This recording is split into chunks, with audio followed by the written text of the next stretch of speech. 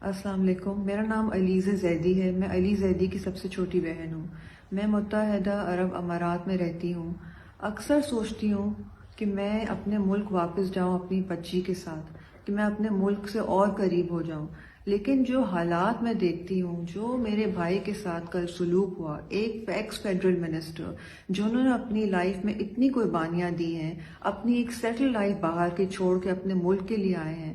بچپن سے میں نے بھیا کو دیکھا ہے آنیسٹی سے کام کرتے ہوئے، دوسروں کے لیے آواز اٹھاتے ہوئے، دوسروں کا درد فیل کرتے ہوئے، اپنے ملک کا درد فیل کرتے ہوئے آگے بڑھے ہیں۔ ان کے ساتھ اتنا فراڈ قسم کا کیس کر کے، اتنی ظلم کے ساتھ ان کو ان کے آفس سے لے کے گئے ہیں۔ کیا اس طرح کا پاکستان ہے ہمارا؟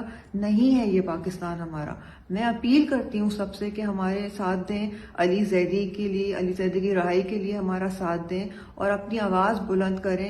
ہم اپنے پاکستان کو ایسے لوگوں کے حوالے نہیں کر سکتے۔ Ali Zaidi is an honest man. He has always stood by the truth and he will till his last breath stay with Imran Khan.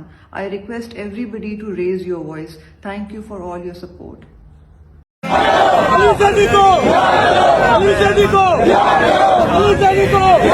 لیکن اب ظلم کی میعاد کے دن تھوڑے ہیں، ایک ذرا صبر کی فریاد کے دن تھوڑے ہیں۔